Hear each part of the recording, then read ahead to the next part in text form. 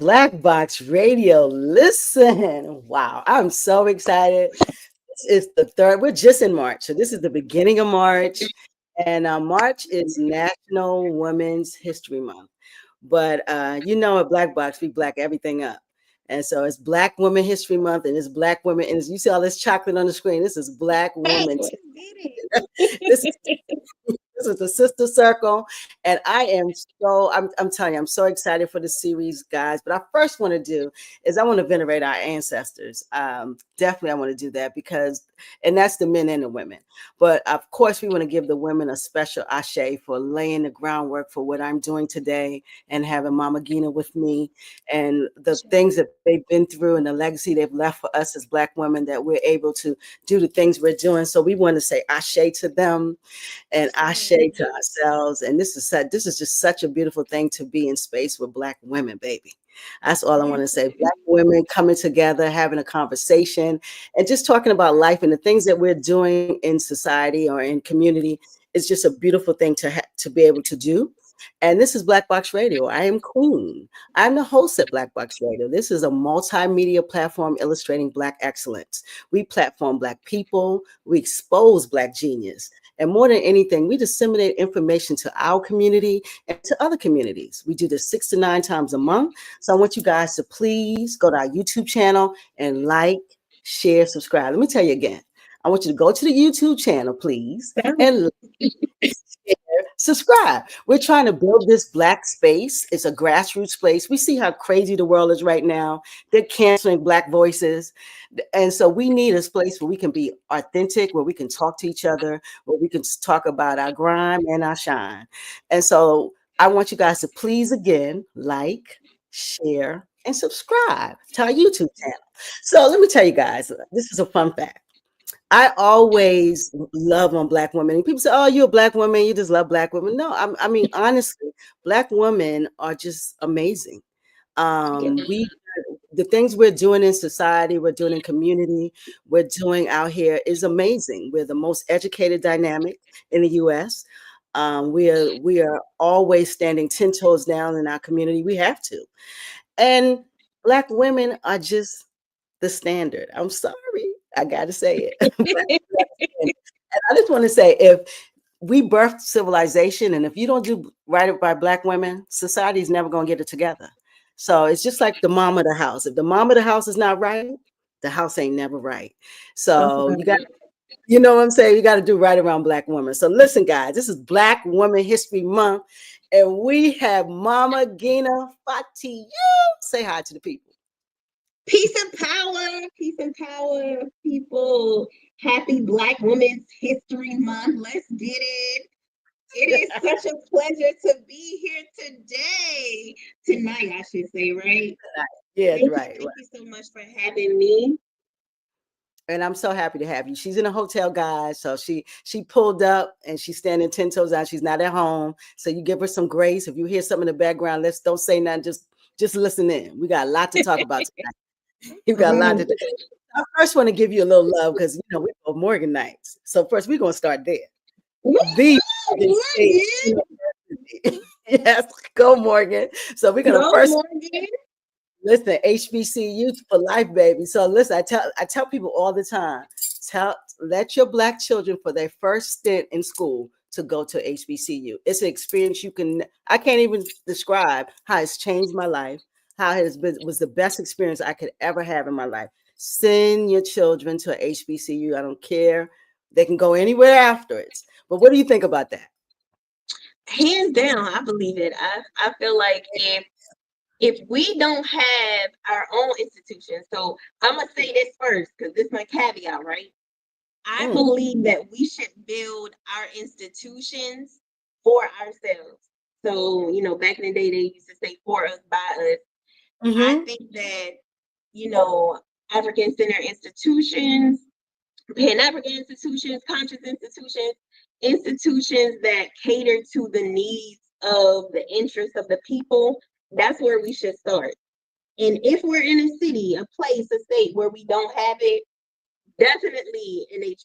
Created. I not only went to Morgan State, but I also went to Tuskegee University. So shout out to TU. Yeah, shout out. HBCU all day, every day. I All think day, that every day.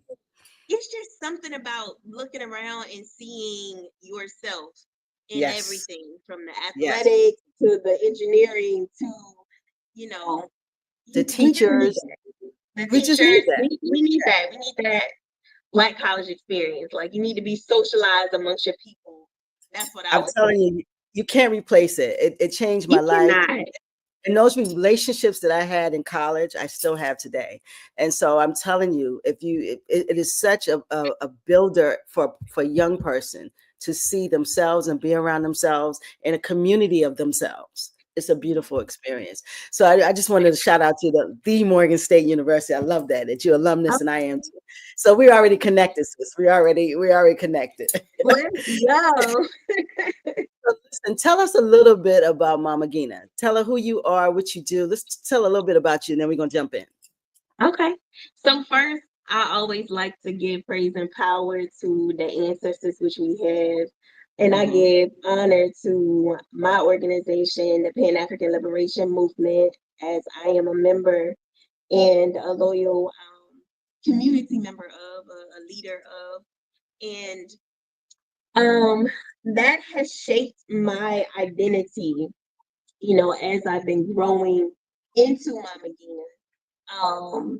Over the last 22 years in Baltimore, I have served as a community member, leader, teacher, educator. I am the founder of Own Your Ashe. So Own Your Ashe also stands for Oya. Yeah. Oya, the mother of transformation, which is a Yoruba Orisha, to which I am a priestess of. So I like to share those things. I'm a mother, I'm a wife, I have 3 children, I have a lovely husband, Minister Tamim. Together we serve in the capacities of health and wellness. So that's like our mission as a family unit. Mm-hmm. I'm an author. I've written 11 books, including African Womanhood in the 21st Century. Look, shameless plug. Y'all go cop that. Yeah, that's right. Plug it. Let me see it again. Let them see it So, again. Let me see that yes. again. So, Pull it up there if you again. want to see it again, let's get it. Let me see So, that again. African Womanhood in the 21st Century. The beautiful thing about this book, and On Your Ashe, I have a women's rites of passage program, which we're going to get into a little bit later on. But I wrote the book so that we can have a curriculum. And it was inspired by Baba Imhotep Fatiu because he wrote a book called African Manhood in the 21st Century. And I was like, Baba, the women need a blueprint just like this. So, wow. like, I went through and just kind of layer by layer, like, all right, this is good. We need this. Let me put the feminine aspect to it. Let me add this to it. Okay, the men don't have this in their book, but the women need to know about this. So big shout out to Baba Imhotep Big because shout that out. was Big shout out. a huge influence and just being able to solidify because sometimes we do a whole lot of talking from the hip. And we're talking about women's history. I want to get into that a little bit. When we think about pulling from our scholars, living in those who have transitioned, it is important to document it. There is an African proverb that says, every river knows its source. So that's why I take the time and I honor my source. PLM is my source. This book was definitely inspired. The entire framework is urban philosophy. And it's something that women needed and we need, so very proud of that. But that's a little bit about me. Yeah. Well, listen, Deidre said it's an extra book. Excellent book. Deidre Dawkins, she says it's an excellent book. So y'all got to Hey, cop Mama that D. Yes, you book. gotta copy it. You gotta copy it. I'm gonna Yeah, send you you got a to cop signed it. copy. And then the giant is here. That is the giant, Baba Race Imhotep. first. BB for who the at, Baba. Yes, I love that. Let's go. Powerful brother. Powerful brother right there, Baba Imhotep. But listen, so you have written 11 books, sis. Listen, Yeah. your pen is powerful. It is. That's my sword. That's one of my swords. Really? Wow. 11 books. And is it most children books or are they Yes. So most? I wrote two series. One series was particularly engaged with counterclockwise Bible. One series engages the plant-based community and Black boys. So Oh, my son, I decided to raise him and rear him vegan, plant-based. okay. And I wanted him to be able to see himself in the narrative. So we created a character called thrU. And thrU travels all around the world bringing vegan recipes to, wherever he's from, Italy to China to Nigeria. And it's places that my husband and I have traveled, or places that my son was interested in. So we incorporated it in the storyline. We added recipes to make it trendy, hip, and fun, and to normalize. He could see these images of a little Black boy traveling around the world, solving problems, and he a vegan chef, you know. So Hmm. that series has about 7 books in it. And then I wanted to do something for the girls. And that's Mm-hmm. more of a they go in and out of time, kind of got a little Afro sci-fi element to it. It's still a children's book. It's fun. One of the storylines incorporates virtues. So, Mm. and again, it's 4 cousins that all go to their grandma's house and they always get into something. And grandma pulls out her jewels and her jewels takes them, back in time. So for example, one book, they go back to Queen Hatshepsut. So we talking about women's history, right? That was one of our Oh, first pharaohs. I love And it. she was known as the woman king. Mm-hmm. So The Woman when King. Yeah. you yeah, so when you think about these storylines, I try to create it where I can interweave it, where they're getting the history and getting the lessons. Mm-hmm. So that's my children's series. And a lot of the other things that I do is curriculum based. It's things that self-help, that sort of thing. Okay. Well, listen, I haven't authored a page. So when I hear someone authored 11 books, I'm like, I'm really impressed.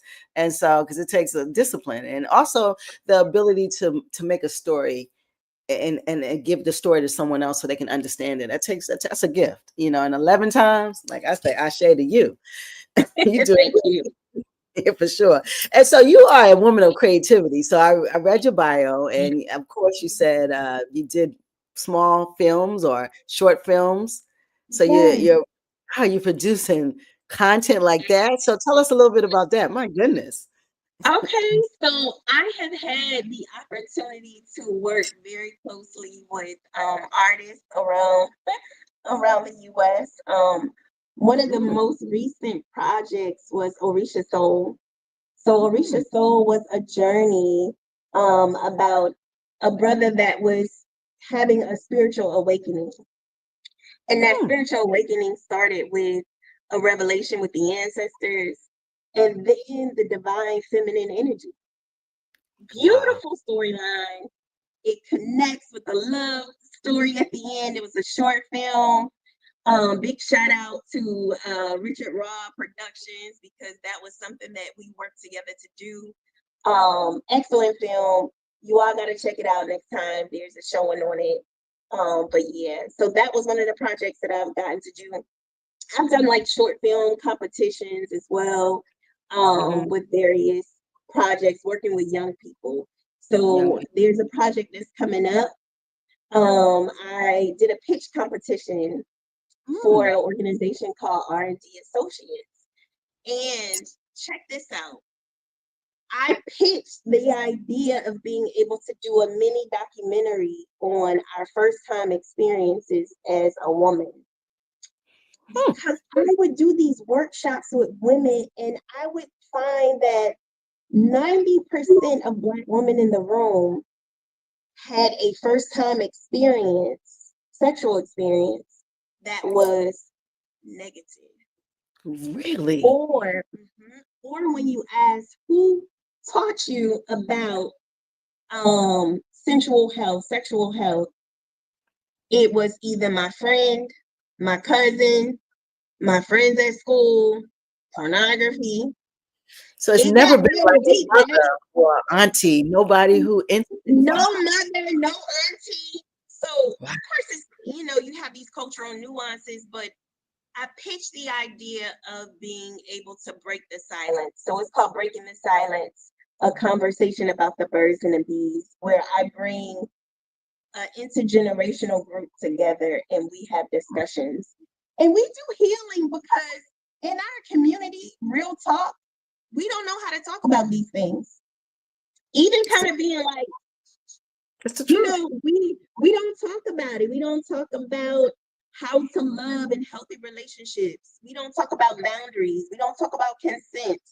We don't talk about the things that nobody says that you say, don't you mention that again. Yeah. So we call it ACEs, adverse childhood experiences. And so it's where I take a healing centered approach. We incorporate some indigenous practices, healing practices. Like I said, I'm a priest. So we bring those aspects and take a holistic approach to help heal the woman and the daughter, the sister, the girl. Yes. It's a safe Yes. space to talk about it, This why Yeah. we And need our aunties that, aunties got to step in a different way. We got to have some community aunties. Y'all that's feel me true. out there. I see some members of BWHM chiming Yeah, she in. said That's right. conversation and healing that need to be had, and that's so true, Pen Patel. That and I have to even be transparent on that. Like her mother died very early, so my mother wasn't mothered. So she, as a mother, mothers are learning. Even the mothers who had mothers learn to mother with their children. And so when I went off to college, she didn't have the talk with me because she didn't know how to. And it's so when you go to college, baby, everything is thrown at you. You gonna learn. You out there experimenting a whole science project. You feel me? You're And I'm gonna like, learn today. you gonna learn today, right? You're gonna learn I today. think that we need each other. We need to be able to say, hey, this is what's Yeah, going on. Let's be informed, yeah. Let's be informed, So and we got to tell our young girls because we see that they're presenting themselves and what they see on television or what what they see these stars are doing. They're half naked, they're fake. They want everything fake on their body. And so we got to really talk to our young girls about presentation and how in their bodies. When you love and you know your body, you don't treat it that way. And I it's think it's sacred. so, yeah, it's sacred. Yeah. And that's something that that has to come back because the things I'm seeing, and they're mothering younger. They're getting younger mothers, and it's because they're being touched for the first time sometimes and getting pregnant. And so we got to talk to our girls. So listen, I love that. And you said R&D. That's Mama Rebecca. She's coming Yes, up. Mama Yeah, Rebecca. Yes. That is Mama Rebecca, guys, she's one of coming her up on mentees. Wednesday. Yeah, she's Oh, here on Wednesday. Yes, yes. I I'm love it. excited about her. She is a powerhouse. If we honoring women, let me tell you something. First of all, she don't like being called an elder, but she is a true elder. Beautiful Don't get in trouble. Ethiopian woman Yeah. gives like in the spirit of my eye. She's Yep. so reciprocal. She's just like, she's a beautiful light. I really, really appreciate her being. So, and we need more older women. I'm gonna speak to the older women for a second. That's so true. My women that's 65 and older, 60 and older, if you can hear my voice, we need you. Yeah. We need you. We need you in spaces and conversations. We need to go on walks with you. We need to be next to you at the grocery store. We need you. There is such a huge gap generationally, and I am here to say that like the older women, we find so much value in you. Yes. Yes. You know, Yes. our Egbe Oya, our rights, a passage organization, we did an event called Sisters in Solidarity Day, and we had a fireside chat. 100% of the attendees said that that was one of their top three activities of the day that they enjoyed the most. And Mm, I was like, the women want to hear from our community they elders, do. They from do. sound women, from sound, from sound tried and true, Yeah. So it was good. We had E.I. Marie Brown there. We had Mama Jackie Campbell there. We had Mama Rashida Foreman Ooh, Bay. We had some powerhouses I in the love Mama building. Rashida. Oh, Mama Yes. Rashida, she I is love amazing. So, it.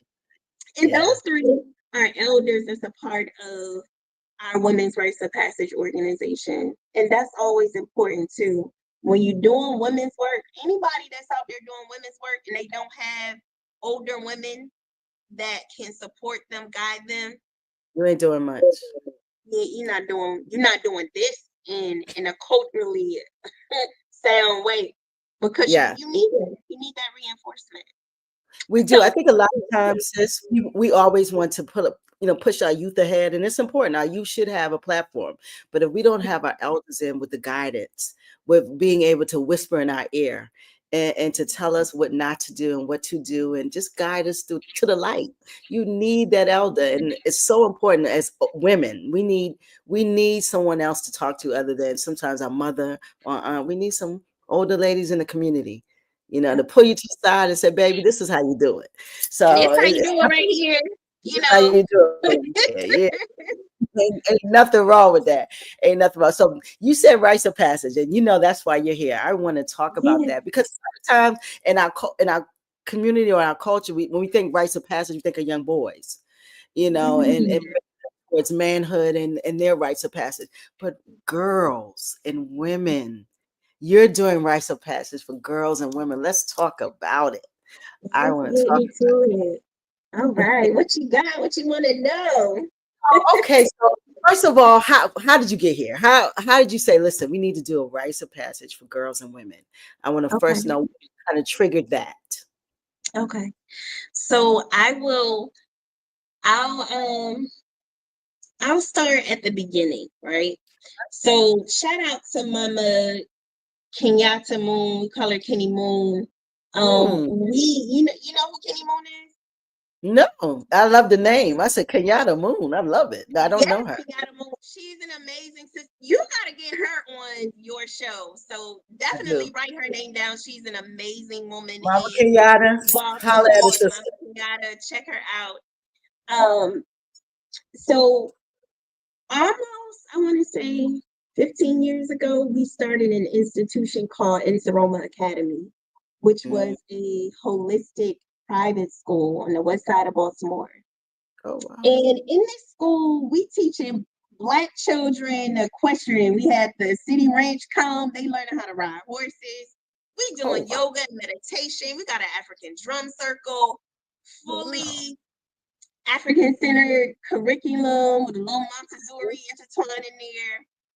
And Wow. in doing that, and I operated as a co-founder and as a program liaison lead teacher for 11 years there. So I'm very proud of that. And that's one of my biggest accomplishments in Baltimore. And from that experience, we noticed that the mamas was like, we need help with these girls. So I started doing what's called Kofi Day. So we would have a Friday where we separate the boys and the girls, and Mm-hmm. they loved it. Yeah, you see, I you said just my said she baby. did her baby. You're gonna find a whole lot of people like I sent my baby there. So we started doing that. We separated the boys and the girls, and we saw the energy shift, the confidence, the Mm-hmm. sharing, the attentiveness, the focus.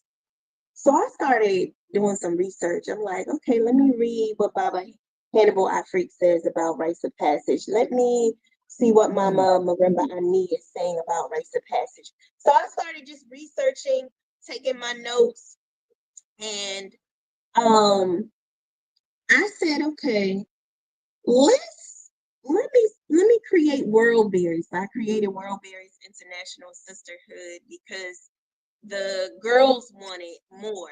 So I Mm-hmm. created, some weekend programming. So the girls program took off. We did that for several years, taking them on STEM trips to New York, We Oh. learning African songs, African dance. We are going to the river. They're having some phenomenal experiences. They started to get older, and they started clashing with the mamas a little bit, you know, the Oh, they're getting teenagers. grown. Oh, They they're getting getting grown. grown. So we navigate into getting grown, and then I realized, you know, the eldest was like, you know who really need this work? And they said the women. I said, Oh, yeah, man. I think let me see, you know. So I started doing some workshops here and there, and I took some time to just start focusing on me. I went through my spiritual training. I became a part of a study group. So PLM had a study group. We now have per learning space, but before that we had a study class. So I started to just refine myself. Before I really get in there with the women, I wanted to make sure I was good. So it was a call to action from the elders. When I got initiated to outCHEAH, one of the things that came out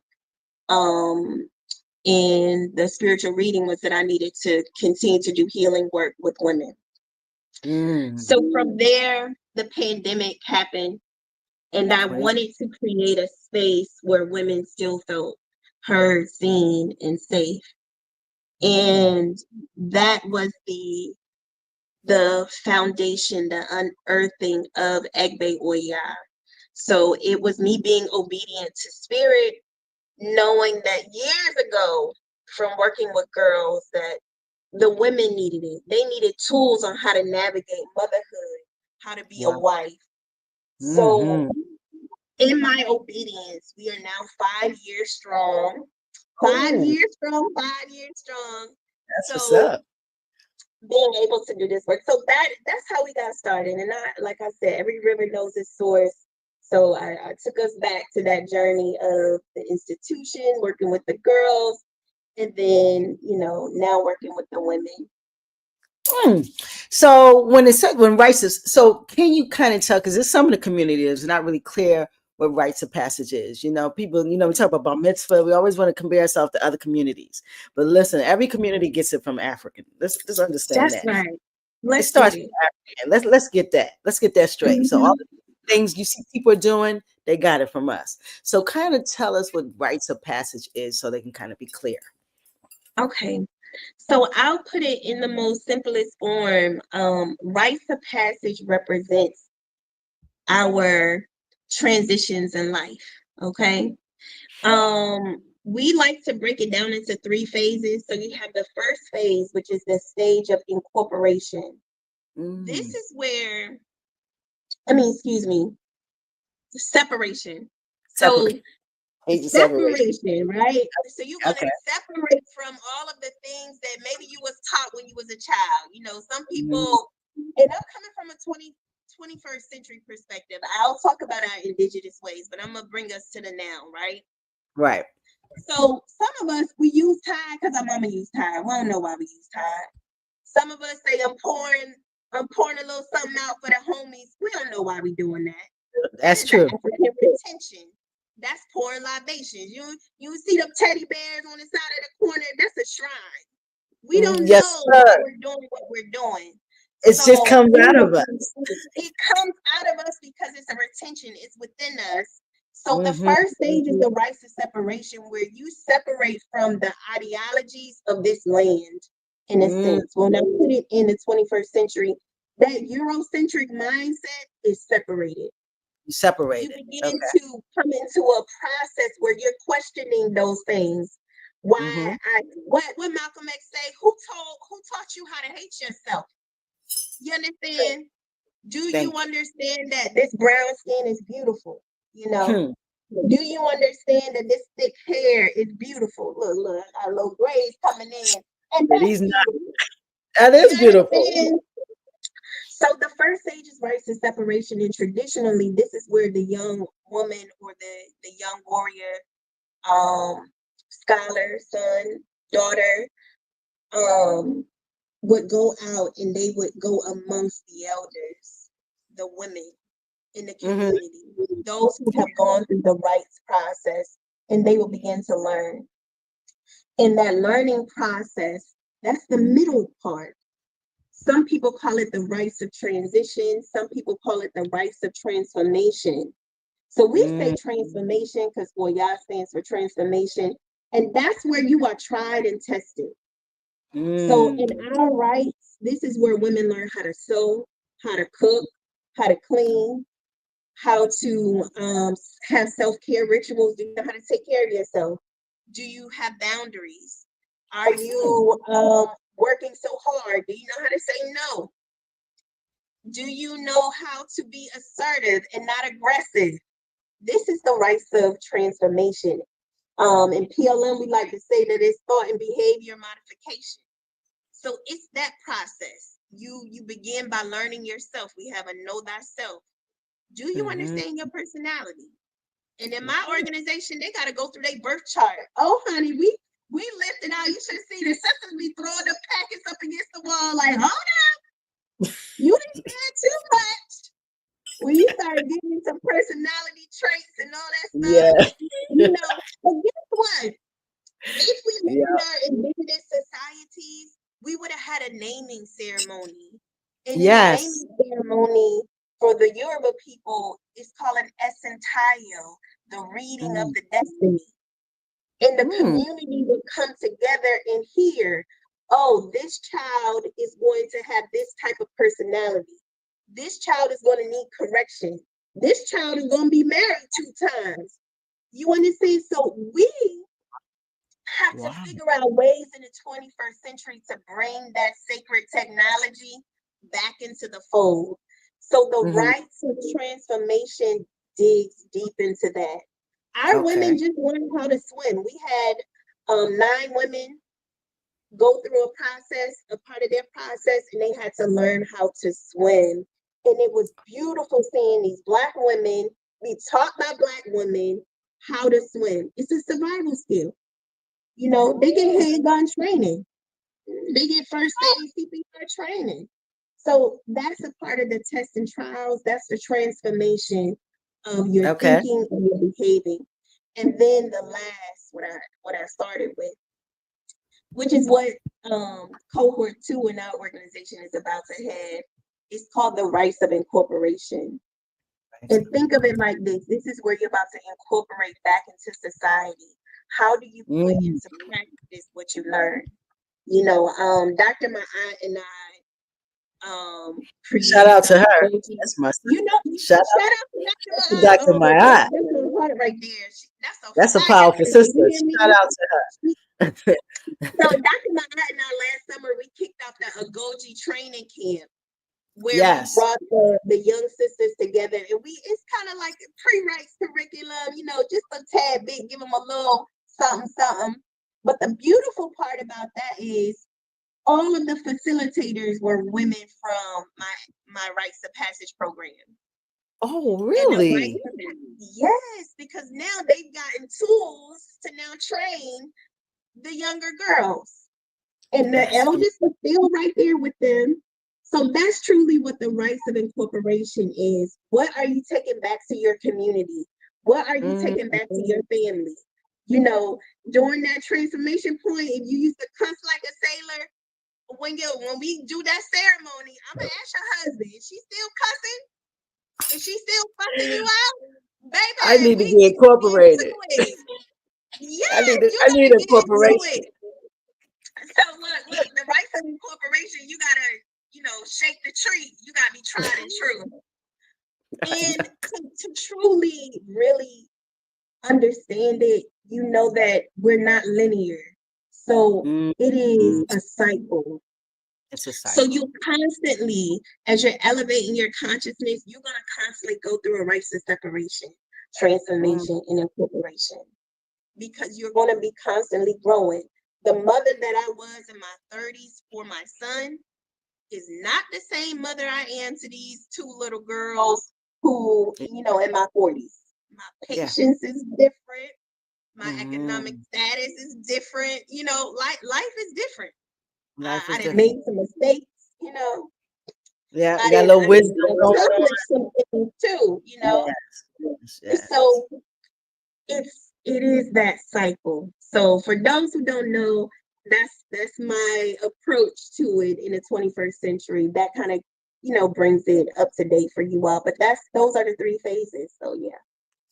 Y'all see it, rites of separation, rites of transformation, and rites of incorporation. I love That's that. it. Yeah. And if we don't start getting back to our cultural roots, or being more Black centered or African centered, in other words, as Black is created, so more of our African roots and our African center, then we'll see who we really are. I think we contort ourselves into the society trying to be something that is never made up for us.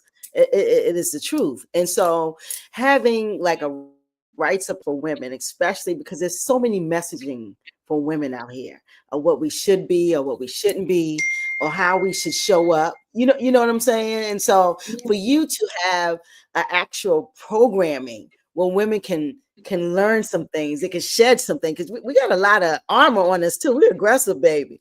Yes, we Baby. are. Listen, We're let me what? tell you something real funny, right?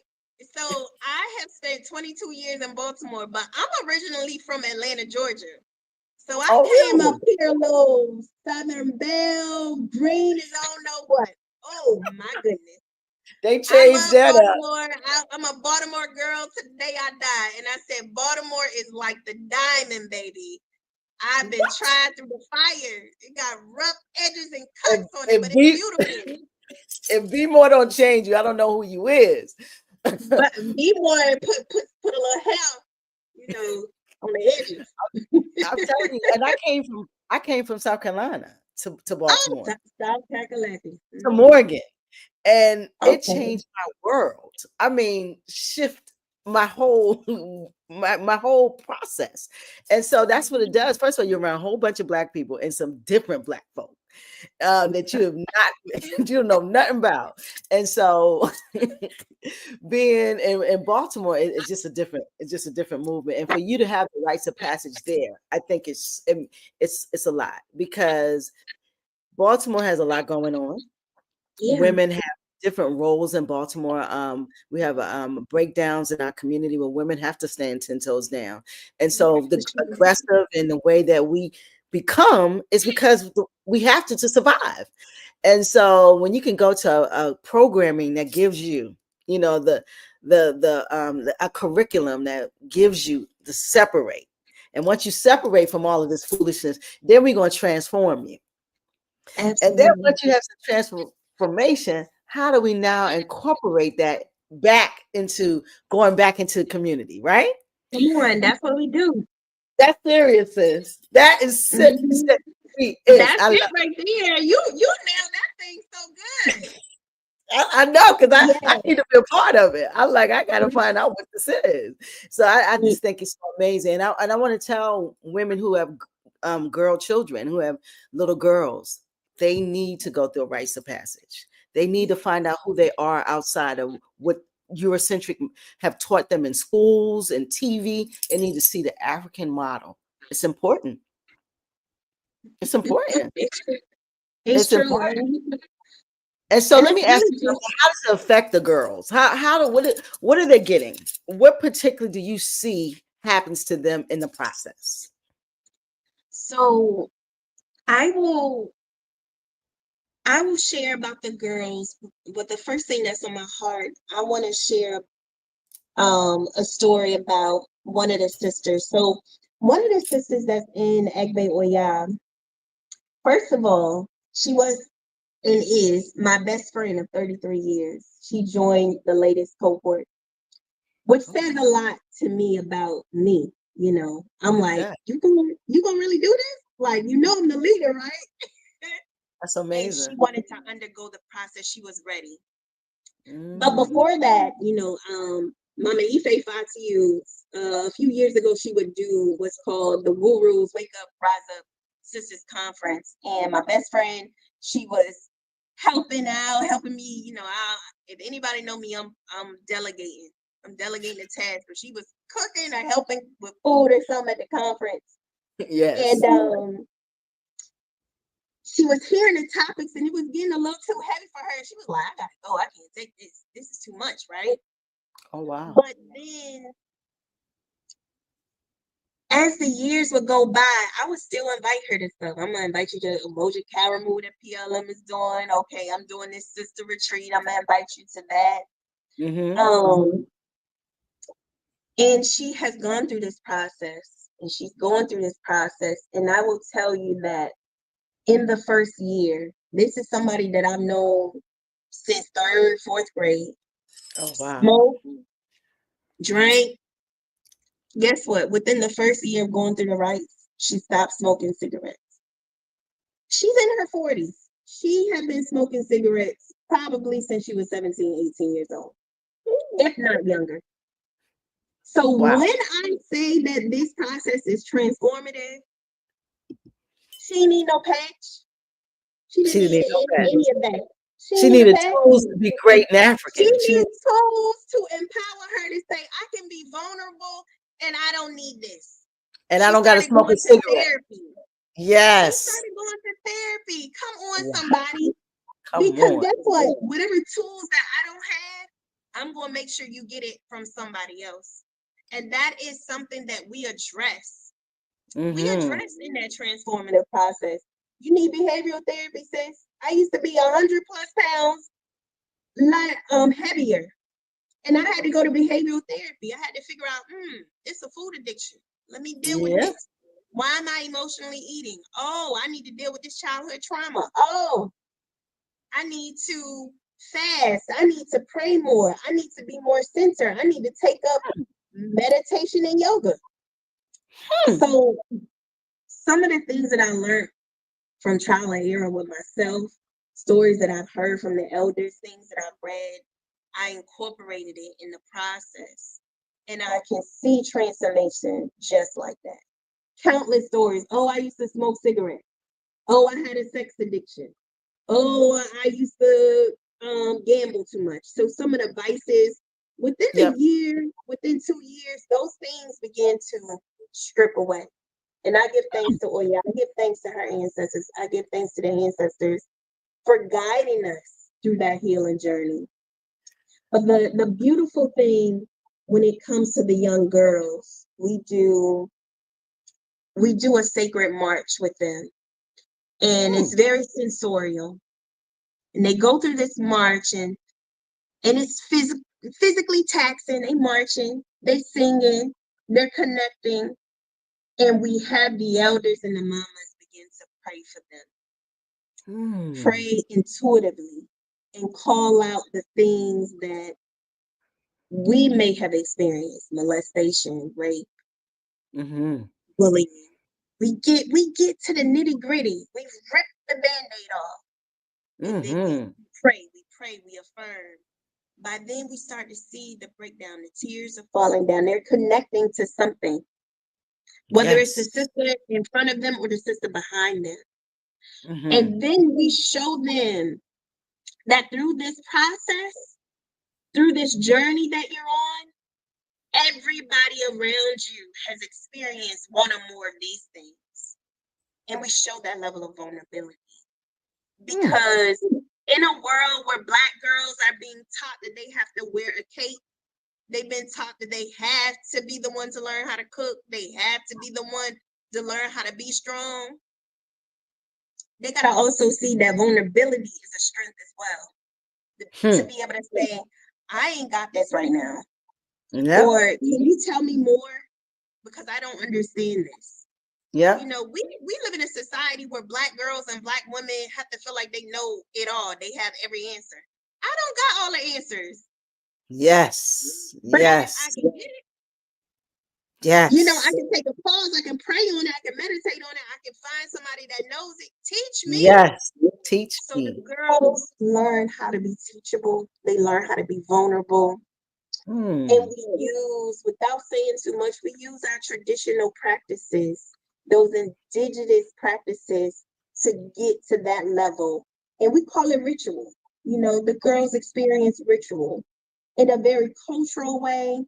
I wrap it in a very 21st century palatable way, because a lot of times we've been taught to be scared of our indigenous practices. Start talking about African spirituality, people start running. Oh, that's that voodoo stuff. That juju, that voodoo, That's that voodoo. You That's and learned behavior, guys. ignorance, but a lot of it's stuff that's just being passed down to us. We don't Yep. understand that Yep. we fought in revolutions with this sacred technology, And that's for why they clout and had to fame. face it. You They know, had to demean it. Exactly. they had to bring it forth. And the fact that Exactly. we even have certain symbols and certain spiritual systems that are here on this continent, we know it had to come from somewhere. So the strength and the fortitude to even push to this land says that we're powerful. The remnants of it that we see with our hood brothers and sisters on the street, those retentions I was talking about earlier. Yep. Yep. Yep. That's our way. We just gotta be able to have sound-minded people connect the dots. So that talks a little bit about their process. So the girls experience it, the women experience it too, and it's really changing their thinking and their behavior. I heard one of those. I am so impressed. I'm just so impressed. Like Aunt Life Pride says, rights produce women prepared to survive and prosper in the society they find themselves. And Absolutely. that is, I think, is missing for Black women and Black girls. It's like we're just doing whatever it is to survive. Yeah. We're not sure. We're just whatever works, we're doing it. Whatever we see someone else do, we're doing it. But there can be a script to this. There can be ways that you can do this and also do it healthy. I think a lot of us are unhealthy. We're eating unhealthy. We have unhealthy habits. Behaviors come most of the time from trauma. So we develop these traumatic vices, sex, eating, drinking, whatever it is, drugs. It all comes from some type of trauma. And if we start healing the trauma and finding ways to be vulnerable and be transparent, it changes the game, sis. It And does. so, And and that's I want really to what add therapy to that. is. Therapy is that. It particularly is that getting to the real root of the problem. But go ahead. Go ahead. You're absolutely right. And I want to elevate that the root of the problem oftentimes is how we're socialized. So our social ecosystem really tells us how we're being educated, what we're being exposed to. That trauma that you're referring to, it's a root of socialization. We in PLM, we talk about Black socialization. Black socialization is just that. It's the ability to be educated, to be surrounded, to be immersed in a cultural framework, a way of life. We call it NGAF2, our way, where culture becomes our compass. So the first thing in socialization with my young girls, they 1 and 3, when they get out of the bathtub, they go in front of their mirrors. I am powerful. I am intelligent.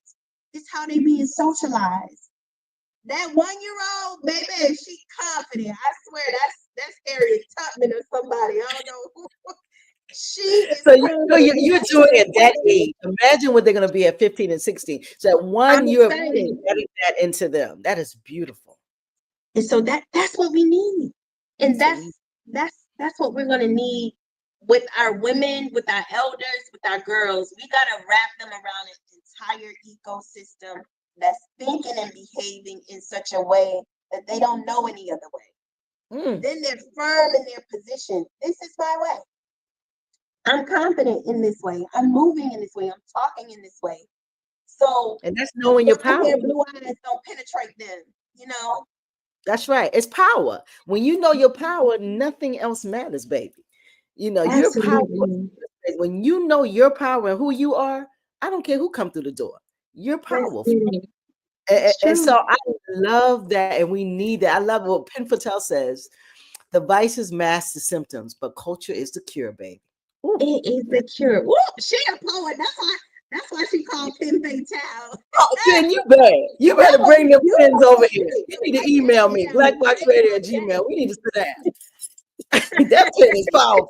The vices mask the symptoms, but the culture is the cure. It's the truth. That's right there. And so the problem I see for Black people, and this is not women or men, is our culture. Our culture, we actually exude this culture, but we give it to these folks. They repackage it and give it to us and tell us who we should be. No more of that. It's no more of that. We have gotta to. challenge all of that Eurocentric thought and behavior. We must We got to challenge center. it. We gotta center our way. We gotta center Black thought and behavior. I'm telling Absolutely. you. And if we we gotta don't, challenge their way. Like, why are you doing that? and Why you that's why acting we like see that, sis? our children are so chaotic. Generation after generation, we get more chaotic. It's because of lack of culture, a lack of us knowing who we are. And it's not that Europeans are bad. I'm not getting into that. What I'm getting into, the Africans are great. That's all I want to hear. Absolutely. And that if we are, if we're the beginning, then we got to act like it, and we got to know who we are. And so when I hear rites of passage, we need that here. It is very, and women, oh my goodness, I think it's been a lack of that for so long, and then now you're bringing that into fruition. And I think I hope people can at least tap in. So you got to give us the information. How do women become a part of something? Yeah, how do they tap in? Talk to me.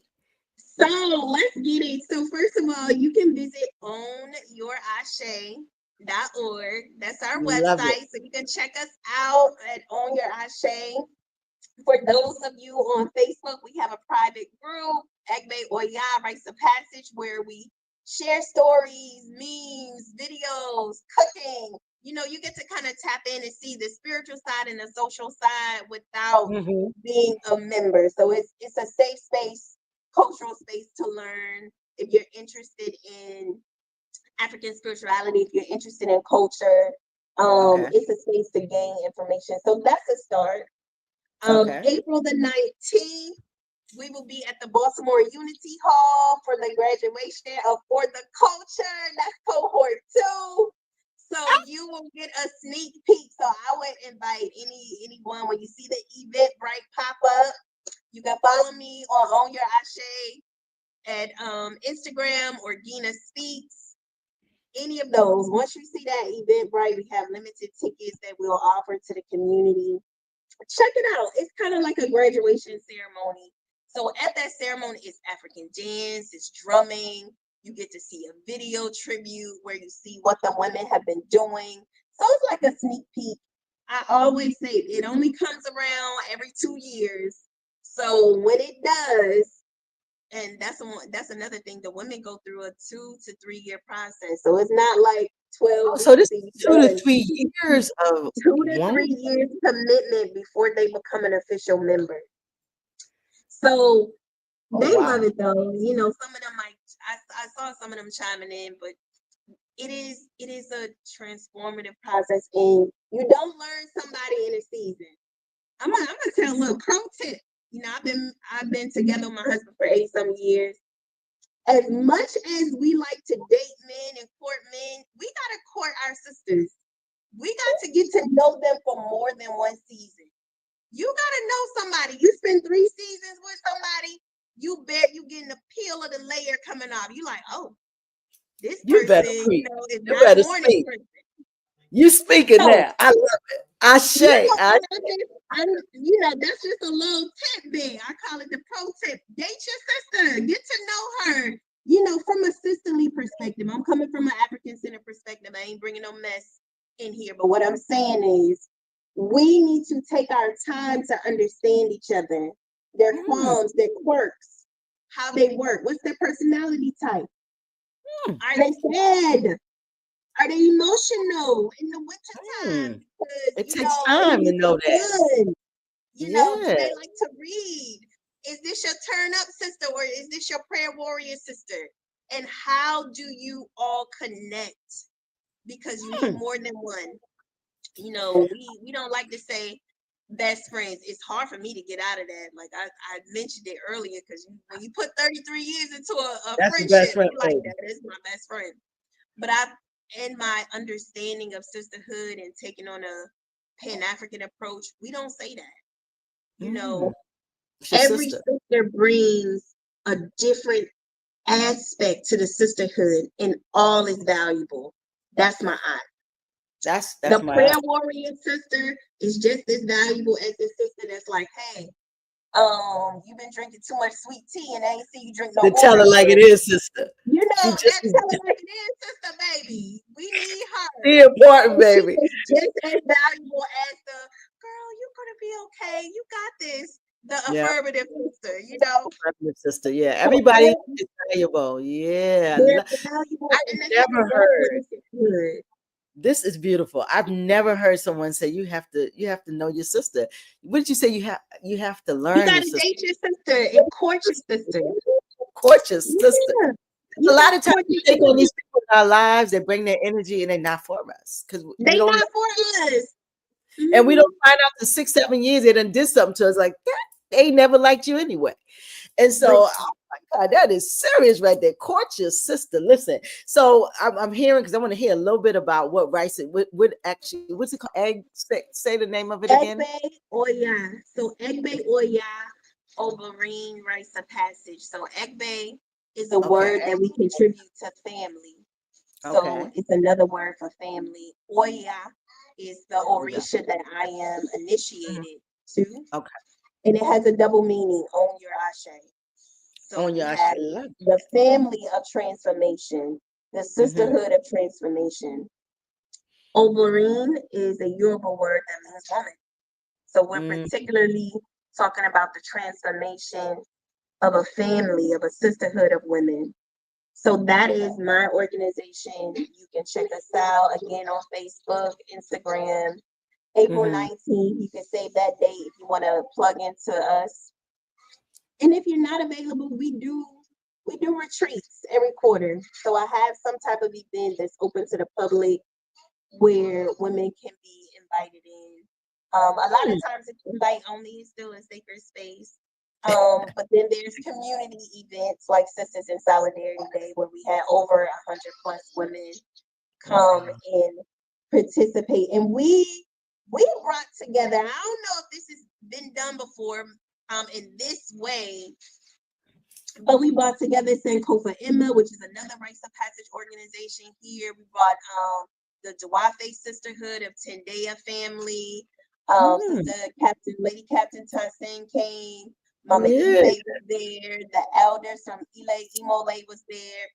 We brought together various women's organizations for one day of solidarity. Is that not So beautiful? powerful. And that's coming up again in November. So it's an opportunity to really kind of see who we are, what we do. Yeah, yeah, you got to tap in for sure. So, and listen, April 19th, I hope the box can come on through. I want to come through. I want to show the folks what that is. So we're going to talk about that. But yeah, April 19th, I think I need to be inside the Unity Hall checking this out. But another thing, okay, so this is something. So say right now, I'm not in the Baltimore studios. I'm actually in South Carolina.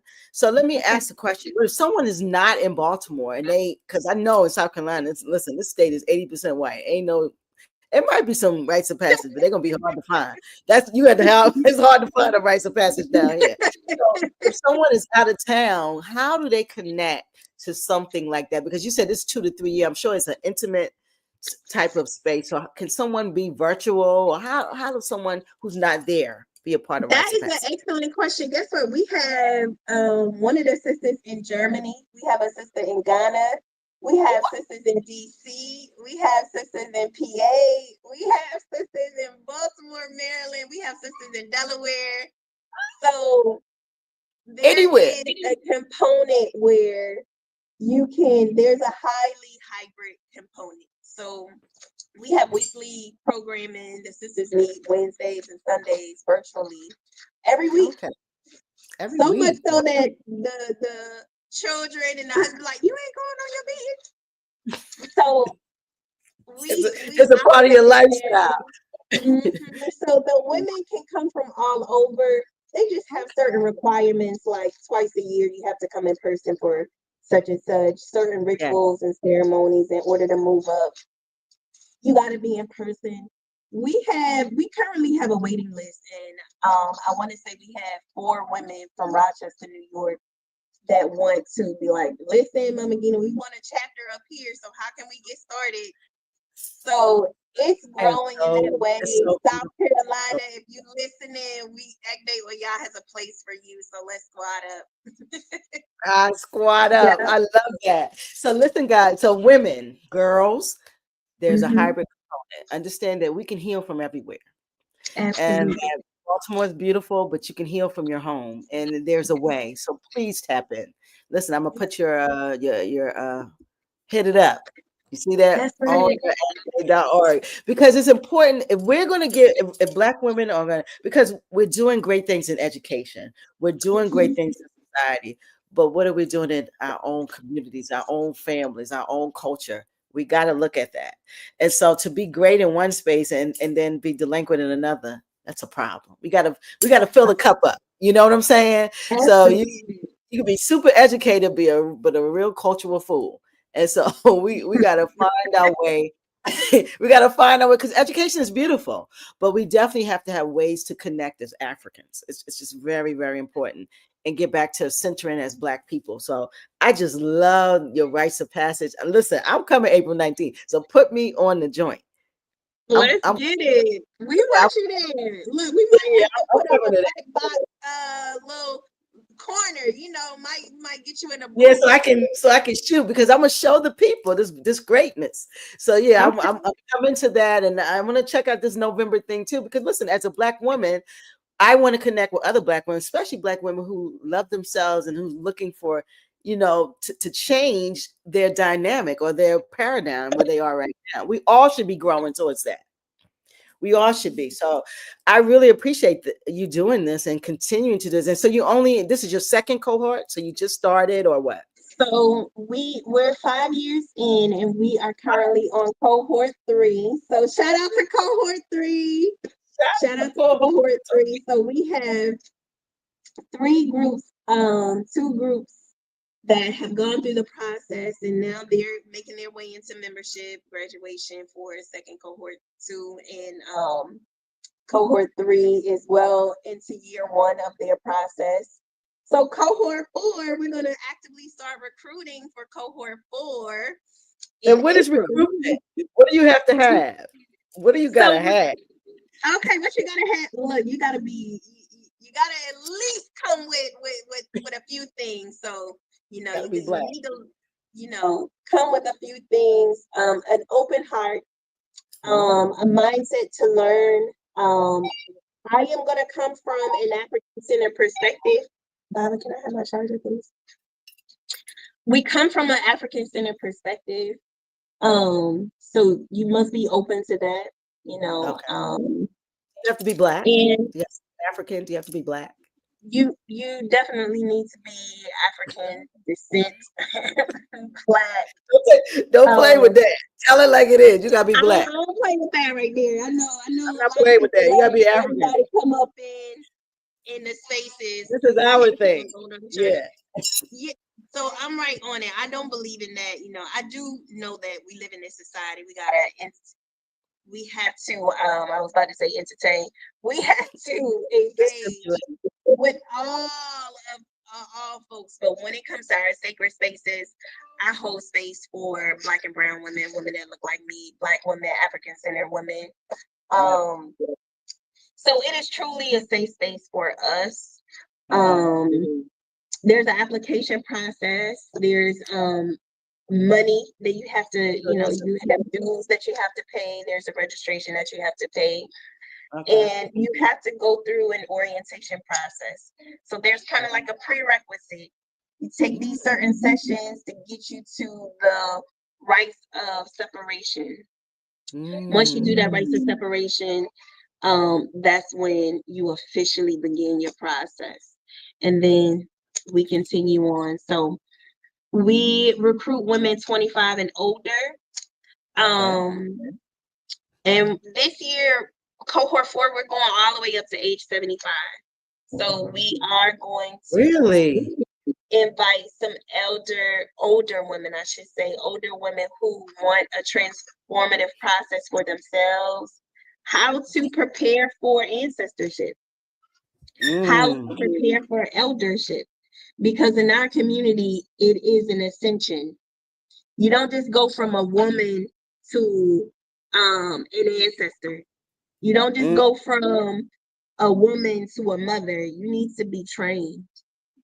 What does motherhood look like? You know, both of my children, my last two girls were born at home water birth. Whoa. That took me studying some reading. And baby, my midwives didn't even make it there in time. My husband caught the babies. Yeah. Well, I'm glad he was changed. Your husband's a doula. He's a doula today. I love it. Yeah, he was a daddy doula. I said, baby, you might got a knack for that. You know, he's the minister of health, so he can literally say now he's birthed two babies. Or a sister. Beautiful. And his own babies. That's a beautiful thing. Exactly. So shout out to him, Minister Shout out to him. Wow. But that's the process, right? So motherhood, you know, womanhood. Our older women, how do you handle menopause? Nobody tell you what herbs you should be taking to keep you cool instead of getting all this medication or them hot flashes. How you handling the hot flashes? Yes. Come on. You know, I love it. One of my sister friends, she owns the Women's Wellness Lounge on Howard Street, Delana. She has this shirt that says WTF. I said, why you got this shirt saying that? She said, where the fans at? She hot, baby. She on fire. She on fire. It had a cute little fan on it. I said, where the fans at? I was like, okay, I got to get you some herbs, okay? We gonna talk. That's a woman thing right there. Where the fan at, baby? So it's stuff like that, like preparing for womanhood after 40, after 50. Yes, the rites teach you all of those things. That you don't have to be on medication. The rites teach you about family patterns. Everybody, all of the women in your family have either been married more than once, divorced. We got to look at, I call it the outCHEAH pathology. Ooh. Let's take a look at this thing. What cycles and generational curses are you about to break because you now are informed about these patterns? Oh, wow. So now you have to be ready to reveal your life too. You got to be ready to be transparent and give revelation to your life, because you got to talk about your family, your tendencies, your vices. Yeah. You got to get up. Wow. You got to be open. So it's real. Yes. Guess what? When you are amongst leaders who have certain spiritual gifts like mediumship and intuitiveness, sometimes you think you can hide behind the ranks or behind your sister, and then you sit in the spiritual session and like, you know, grandma such and such just said. So you also got to be ready for something that may be different than you've ever experienced. It's hard to really articulate ritual, but when you had, you know, your great grandma or your aunt or your dad that show up in a reading and say, hey, baby, I'm watching you, and share stories that you never told anyone because nobody in the room grew up with you and knew, about this particular experience. It's things like that that is transformative, because that's got to be transformative when you hear things. It's a certain level of spirituality, so I cannot say enough that the spiritual mindset, the connecting with self and beingness is so profound in our process. I don't know about everybody else's process, but in our process, you got to be ready for that. You got to be open for that. And if you were not, it's okay. You know, we had sisters in cohort 1 that dropped. They were like, I can't take this. I'm going to need to focus on my school. I'm going to need to focus on, this is too much. And then a couple of years later, they came back and they're embracing the sisterhood and the journey. So it's a commitment. It is a commitment. It's a commitment to yourself. And that's the first thing that I say. This is one of the hardest things that a Black woman in America can do, is to make complete time for herself. Because we don't. We make space for everybody but ourselves. Yes. Everybody but ourselves. I want to make sure this person is okay. I got to do this. Or we take the shame and the guilt of, oh my gosh, my children. You know, right now, my children had to go get some Chipotle tonight because we off schedule. I like to cook vegan plant-based meals every other night for my children, my husband. I pride myself on it. When I don't, I feel like, I'm not But it is, convinced. And yeah, then but I have you, to say, look, they yeah, learning.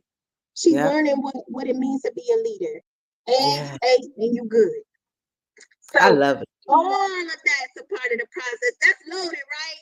I hope I ain't scaring nobody off. But if you really ready, Yo, it's listen, a that's what we here to phenomenal do. sisterhood. We here to do. You gain sisterhood, you gain life sisters and aunties for your children. You know, even for the mates. I'll say this last thing. Recently, we did a couples retreat, and we try to do it once a year amongst the married women or seriously dating women in the organization. Okay. And the mates and the husbands love it.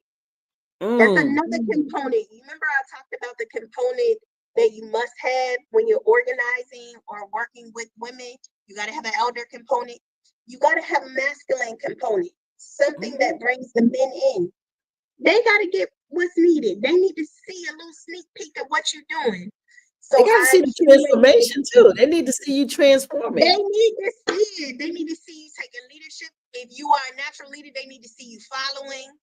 They need to see that somebody is going to hold you accountable for when you acting out. You know, some of them husbands text me, Mama Ngina, I don't know what's going on. And I'm like, all right, here we go, pull it together.